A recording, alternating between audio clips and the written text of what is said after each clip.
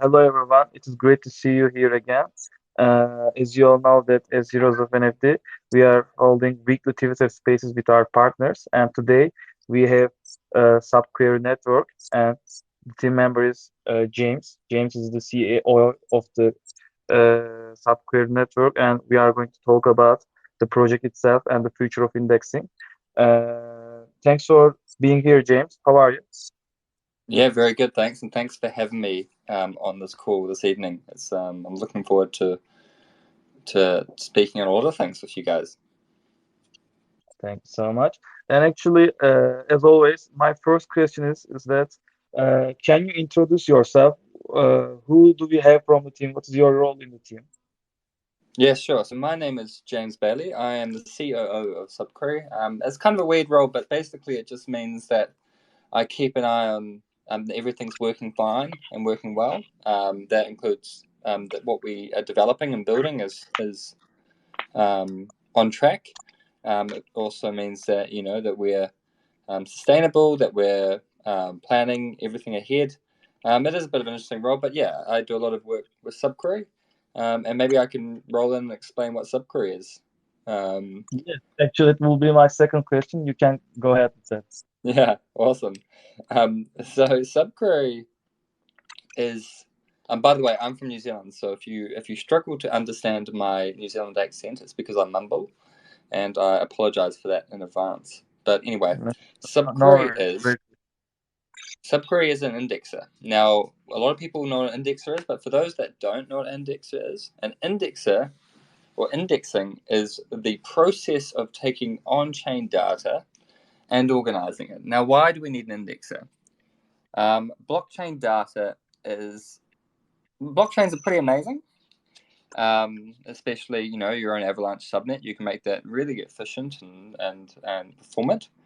But one of the problems with blockchains is the way that they store that data on that chain. Now, imagine a book. I have a book, and I every 10 seconds I write a new page to that book, which includes everything that happened in the past. That's kind of similar to a blockchain in a way. A blockchain writes a new block every so many seconds, and that new block contains every new event that happened on that chain in the last period. Now, the problem with this is, imagine if you have that book and you want to ask the book, tell me the last 10 pages this character appeared on. And you can't really ask a book that question. The only way you can answer that question by looking in a book is by leafing through the pages, by going back through the pages and trying to find out, trying to manually look for pages that character appeared on. And it's the same thing with blockchain. If you ask a very simple question to a blockchain like, give me the last 10 transactions that I've made, or give me the last 10 holders of this NFT.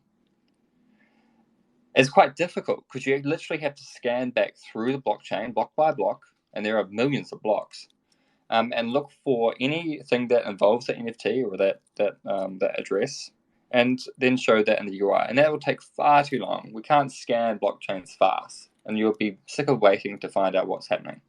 So you don't scan blockchains. That's one of the things we've learned, is that you never kind of scan real world data of blockchains. It's just too slow, and too imperformant.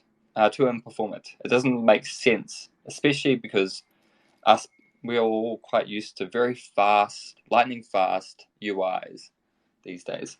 And that's when an indexer comes in. An indexer is the process of every time a block is added, we scan that block, we pull off just the data that we want, so we ignore everything else.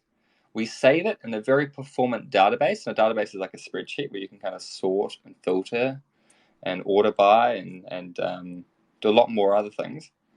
And then your application, or for example, Heroes of NFT, their application will read from that SubQuery project, from that index data, because it's a lot faster. And as a result, you get a much better experience when you're trading cards in Heroes NFT. When you're viewing transactions in your wallet, you get a much faster, snappier, more real time experience. And that's something that we all want, right? We want a better application. So that's what indexing does, in a nutshell. Yes, actually, I believe that I can also add the point that, for example, as Heroes of NFT, we prefer SubQuery because we think that in our subnet we need to index the transactions so that we can provide a better user experience for our users. And if, for example, if we try to do it ourselves, it will be very costly and, let's say, not efficient enough. But with the let's say with the service of subquery, we are doing it more efficiently and effectively. And I believe James made a good point on that. And actually, my third question is that actually it is about what was the inspiration or, let's say, motivation for you to start this project in general?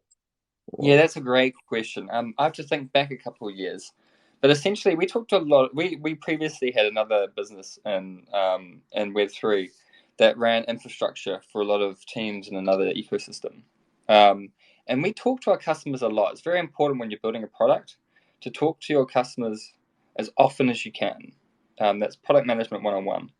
Um, and we kept talking to them. We asked them, what are the challenges that you guys have building your applications, building your project, taking your project and getting and onboarding, 1,000 or 100,000 new users tomorrow.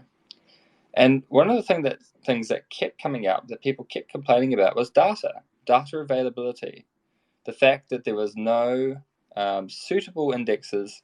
When we started, SubQuery, we started in Polkadot. We moved to Cosmos and Avalanche, and now we're working on Avalanche quite heavily. But we talked to teams and they're like, there's no suitable indexes in Polkadot. Um, so that's kind of where it came from, asking and talking to our customers, and then realizing yes, there's actually a problem there that affects a lot of different teams, not just one, not just two, but many different teams. And when you discover a pain point, a challenge, a problem that needs to be solved, it's a great opportunity to go off and build something. And that's just what we did. We went off and built it. It didn't take long to get the first version out there. But in the last year and a half since we've been building it, we're focused entirely on building the best index that we can. And that's one of the main things, and I think one of the main reasons why Heroes Immunity chose us is because we can focus on building the best cross-chain multifunctional indexer, and Heroes Unity and other projects that our customers can focus entirely on building their own project. And it just means that there's one less thing to worry about when you're building a new app or a new environment or a new project. It's one of those other pieces of your tech stack that you don't have to worry about anymore. And so that's kind of the origin story of SubQuery. Thanks for the explanation. And actually, I think that, as you also mentioned, when there is a problem, there is also a solution. And actually, the services that you provide, I believe, addresses the most of the, let's say, current problems of the projects. And actually, I want to deep dive into this topic. Even though we have talked a bit, actually, I would like to specify it. For example, why projects need to choose subquery network and which data or indexes they are, let's say, needing most. Can you also talk a bit about that? Yeah, sure. So the first question: why would I want to use SubQuery? Why would a project use SubQuery? Well, I kind of explained the data indexing need. We find our customers, any customer or any project that wants to build a UI, that wants to build a really good user interface or an application, they would like to use SubQuery. We find any customers that want to understand more about the data of their project. So they want to analyze, organize, investigate, and research into their customers' actions, their users' actions, and their protocol. And any other customer that wants to use that data to improve the application. And the outcome of this is really everyone. Everyone can do with indexing. Every blockchain development team will have a need of some way for clean and indexed data. It's critical for them to build a better application, and it's critical for them to build a better user experience. So that's kind of like why with projects. In terms of like most commonly what we find as customers, one of the most common use cases we kind of three, I think. The first one is wallets. Wallets very much use indexing tools quite heavily, and we have quite a few wallet customers out there. They need to show you a list of transactions, they need to show you your staking rewards, they need to show you your interactions with various subnets, for example. And there's a lot of data that they need to collect and organize for every address out there so that when you log in and ask to see the data about your address, they can give it to you in a few milliseconds. So wallets are one of the first biggest customers. The second one is NFT customers. NFT customers like Heroes NFT, we find have high needs on a real rich user experience. They need a really good UI that shows off the beauty of the cards or the NFTs that they have. They want to have rich data in that so people can make informed decisions around which NFTs to acquire. And they want to really kind of show off the NFTs that you have and the history around them. So all these are good reasons to do indexing as well. NFT customers are some of our bigger ones. And then finally, I think the third biggest type of customer is around analytics and exploring. So there's a lot of explorers or analytic platforms on different networks. Whether you're trying to investigate the activity of various subnets, whether you're trying to keep track of the number of active wallets on different subnets, whenever you're trying to maybe measure the cross-chain interactions between one ecosystem and another, you need to be able to index that information and record that information and then store that information so you can analyze it. And so those three, wallets, NFTs, and analytic platforms, those are our three kind of main customer verticals. But again, as I said before, anyone can use it. Yes, actually, I would like to also state that, for example, in this market, in this new and infant market, it is very hard to make a concrete and good decision because of, let's say, lack of information, lack of data, or lack of experience. And let's say projects like SubQuery actually made it easy for, let's say, both investors or let's say for the projects easier. And I think that it is very important because information is power, and without let's say concrete data, both projects and investors are doomed to fail. But I think that in the near future we will also see the rise of such kind of services more. For example, today I saw much more information regarding, for example, Binance outflow, inflow kind of things, and it shows that how people are in need and, or let's say, are keen to learn more about these analytics, these data, and I think it also shows a great potential for your services. Yeah, that's exactly right. And you've made a very good point there that without having good data, it's really hard to build things. You don't know if what you're doing is right. You don't know if what you're doing is making a difference. So yeah, absolutely. And I'll see that. I think in the Web 2 world, that is more commonly accepted, or as like a stronger truth. In the Web 3 world, we've been rushing away so fast to build stuff that we've kind of lost sight of that in a way. Um, and we've been building and building and building, and now in this kind of bear market, we need to focus on making sure what we build is right and what we build makes a difference. And so indexing data and making sure that data shows the right result is going to become critical for that. Yes, totally agree with that. And my other question is that actually it is about your competitors. Who are your competitors, and how does subquery differ from its competitors? Can you also talk about these points? Yeah, sure. So there is one major competitor that we have, and a lot of teams would have heard about them before because they're quite a big player. They've been around for a few years. They've been around at least a cycle, and that is the Graph. The Graph could be considered one of our major competitors, and they also exist on Avalanche. They are an open indexer, and we made sure that what we built, the indexer that we built, works very similar to the Graph. So a developer that's built using the Graph, would find it quite easy to swap over to SubQuery. But we've done a lot of work on the side to make things better. We've added a lot of new features to our indexer to make things more easily accessible. So one of those is GraphQL subscriptions. So Rather than the front end having to poll or refresh continuously, you can subscribe to see as soon as something happens on the chain, we'll let you know that it's happened. A few other features around like automated historical state tracking. We keep state of everything. So as soon as something changes, we can update you on that, and we can know when that changed, and we can allow re-indexing faster. So there's a lot of features under the hood that we invest in to make it better. Secondly, speed. Speed and performance are always a major request from customers, and we're constantly doing work on indexing speed. We're constantly making it faster. We're constantly trying to increase both the first time indexing, but also re-indexing. So if you change something, being able to re-update that information very quickly. And that's something that we're constantly investing in, and we're trying to get better and better every time. We're just finishing off a major breakthrough on that will make a big difference.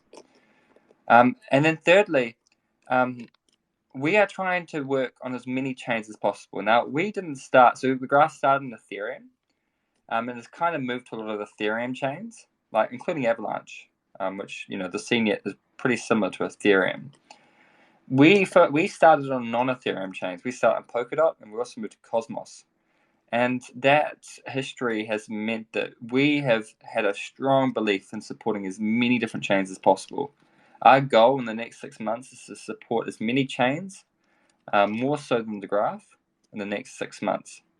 So we want to be wherever you are, wherever you need help indexing, we want to be able to help you index. And that includes Avalanche subnets, of course. And then what else? Finally, we just try to be a bit more friendly. This is something the Heroes of NFT team can kind of attest to, I guess. But when you reach out to us and say, hey, we want to do some indexing, we're keen to understand the fastest way to do this, we'd like to index this kind of information, we'd like to spend the time with our customers to talk to them, to explain them how it works, to give them the demo, and to discuss what they plan to do and the best ways they could do it. It's something that we like doing with our customers because A, it gets us close to them so we know what we can build to improve. And that's really important, as I said at the start.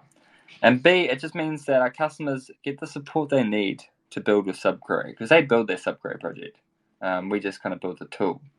So by being very friendly and being very supportive, it means we have a pretty big BD team, but it does make a difference, a huge difference in my view.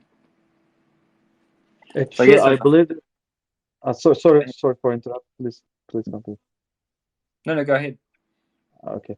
Actually, I believe that when there is a major and big player who, let's say, dominates the market, the newcomers or smaller one, let's say, need to have a better customer service because, of course, you need to have a better technological advances. But when there is a major player in the market, for projects, it is very hard to find connection, find a, let's say, good communication with, for example, in this case, Graph, because they are Mm. too big and very hard to reach. But for example, in terms of subquery, we have a Telegram group and we can discuss anything, anyone when we want. So actually, it's a very good opportunity for us. There is a, of course, technological side that all projects need to consider, but also on the other side, there's a customer side. We need, let's say, as you said, fast, speed, and constant communication, and which actually subquery provides in that area. And also, I think that when there is a major player, it is very hard uh, for newcomers because there is a familiarity, and familiarity is the biggest enemy of the newcomers. And but in this, for example, in your case, as far as, for example, I have also checked your Twitter account. You are making, uh, let's say, several partnerships. So in this end, I believe you are also doing a very good job. And yeah, that's the point actually I want to put. But I believe that you are going to make a headache for Graph in the future. We hope so, but it's a big challenge, and we're just constantly doing the best we can do right now to do that. Yeah. Actually, we have my question actually is about that. We have talked about, but we didn't mention too much. And the question is that what is multi-chain indexing and why it is important? So multi-chain indexing Some of our customers operate on multiple different chains. So, for example, you might be a DeFi protocol that allows trading on different chains. I think one example of this is a project called Pangolin, for example. Now, multi-chain indexing is the ability to index multiple chains in one place. So, for example, let's say there are 5 subnets that you're interested in. You want to index all transactions across all of those 5 subnets, and you want to save them in the same place. So you can see the activity of a single account across all 5 of those subnets. You want to be able to see how much does this one account interact with all 5 subnets, what do they do on each of them, and you want to combine that into one data set. So rather than having to make 5 requests at 5 different index data sets, one for each subnet, you can just make a single request to a single data set. And that's multi-chain indexing. Now, we've finished that work, and it's kind of out in beta. And we're looking forward to seeing some of the first, I know some customers are building with it now, but essentially it just means that it simplifies the development process for a lot of our multi-chain customers. And we're seeing that a lot of teams are thinking about multi-chain. So whether they're not going across 2 different chains, it's more around how do you make it easy for end users to take assets from one chain and move them to another. That's kind of a big push or a big interest that we're seeing right now from our customers and from the industry as a general kind of space. Thanks for the point. And actually, my other question is actually about the future in general. What we should expect from the SubQuery network in the future? What will be the new developments, partnership, etc.? Can you also talk about it? Yeah, sure. So there are 2 main goals, or 3 main goals actually, for the next year. First one is support as many chains as possible. We want to be everywhere. We want to be anywhere that if you want to build an application, whether or not it's on Avalanche or Cosmos or Ethereum or Polkadot or Near or Algorand or wherever it is, Polygon, whatever. We want to work there. We want to be able to support you. Because if you write that SubQuery project once, it will kind of run anywhere. That's one of our first big goals. We want to be universal and ubiquitous. The second big goal is constantly improving on our speed. We want to be by far the fastest. We want to blow our competition out of the water in terms of how fast indexing speed is. And we're just finishing off some major improvements that will allow us to be this fast. That should be coming out early next year. And then the third one is around the decentralization aspect. We are finishing off work on our decentralized network. And what this means is indexes represent one of the final centralized aspects to a project. An index is a data store or data set, and it's kind of centralized in a way where there's one database holding this information. So if it goes down, then you'll find that your application goes down, or the application can't get the data that it needs. And that's a point of failure. So what we're trying to do is we're working to build a decentralized network to essentially decentralize the ability for the SubQuery network to provide data. So rather than you making requests, and how it's going to work in short is going to be, you can write your project. So here's an NFT, write a couple of projects for the application. They can publish that to the SubQuery network, and anyone around the world can run that project, can index that data, and can exchange that data for SubQuery tokens later on. Now, here is an NFT, get better performance because there's more customers around the world, better reliability because there's duplication, and more decentralization from this. And that's something we're working on right now. We're just finishing off the smart contracts for it. We're trying to make it feature equivalent to the Graphs network right now. We're very close. And then next year, we're going to launch that and allow our customers to migrate across to it. Actually, I think it's a very interesting point that you are going to be, let's say, a decentralized index platform. And actually, I kind of wonder, for example, how can a project, let's say, trust a, as far as I'm, it's the work structure is like that. For example, Heroes of NFT is going to apply for indexing operation, and one of the, let's say, operators are going to make the indexing and provide the results, right? It will be the Yes. same. Yeah. For example, we will make this transaction, and how are we going to trust this third party? Yeah, good question. So we're doing a lot of work around what we call proof of indexing, and that allows a customer like Heroes of NFT to verify that the data that you're getting from one indexer is exactly the same as the other. Now, you can't verify the data is correct just off a single indexer, but you can verify that two indexes have the same data. So if there's like three indexes, for example, and one of them has got completely different data, then it means there's something going wrong. But yeah, we've done the work to use something called Merkle mountain ranges to verify the consistency and the hashes of different data at every different block. Mm, I see the point now.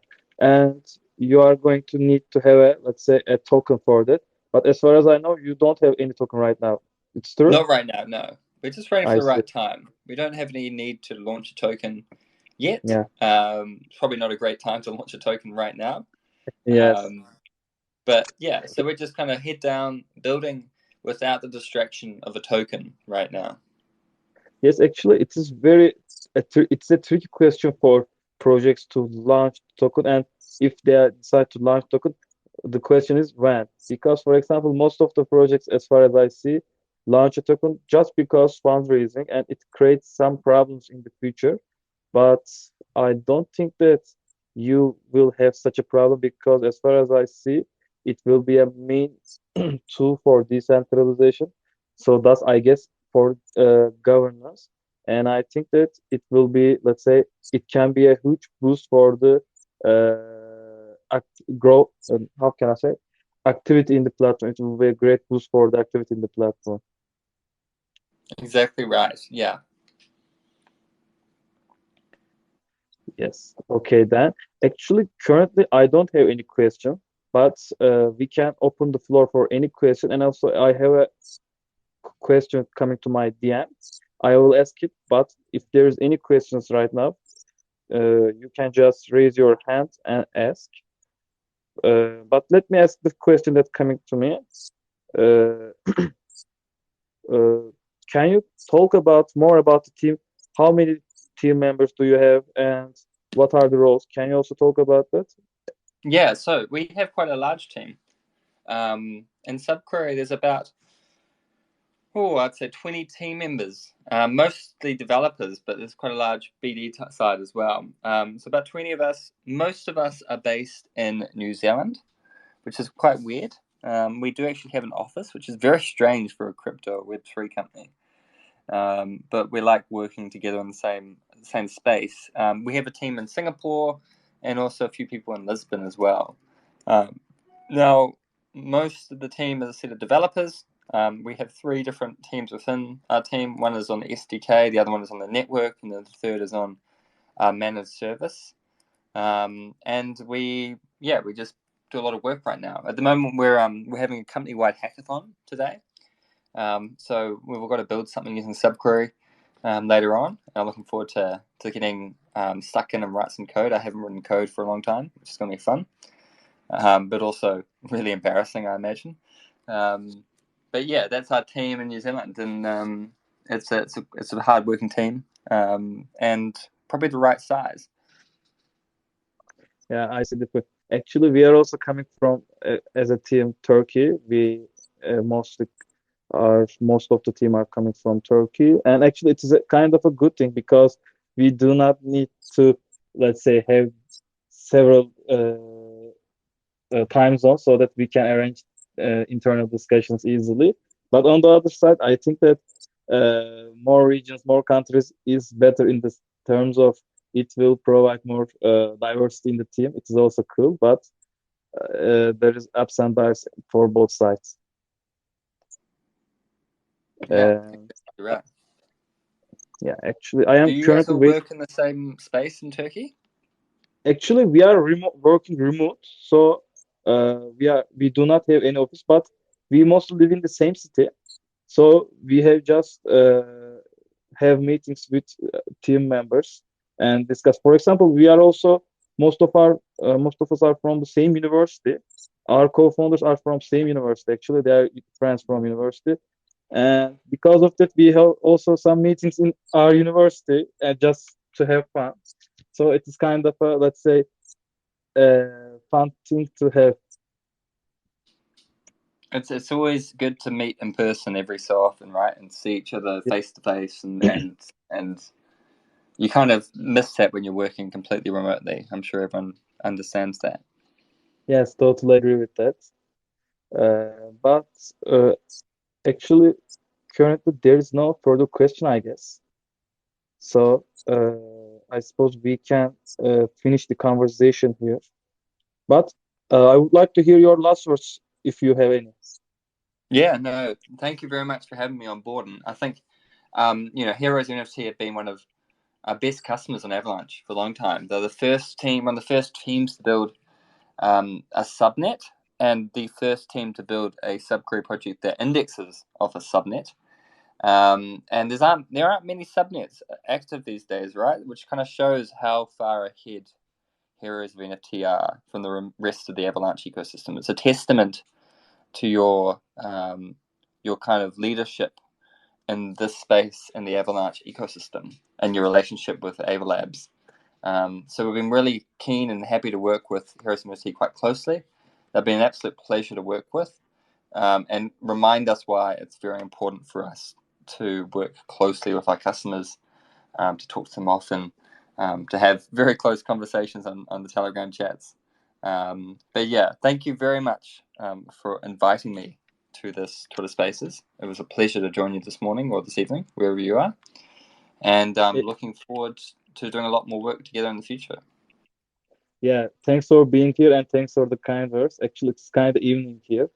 And what was I saying? Actually, as you said, actually, it is very important for us to have the partnership with SubQuery because we are aiming to be the, let's say, the most unique and most let's say most best user experience gamify project in the ecosystem, and we think that we can achieve this by subquery network services, and we hope that in the future our partnerships will grow and let's say it can be a model for other gaming projects to achieve. And to sum up, thank you for being here, and for our community, thanks for their participation, and see you next time. Have a good night or have a good day if you are Thank you interested. very much. You too. Have a good day.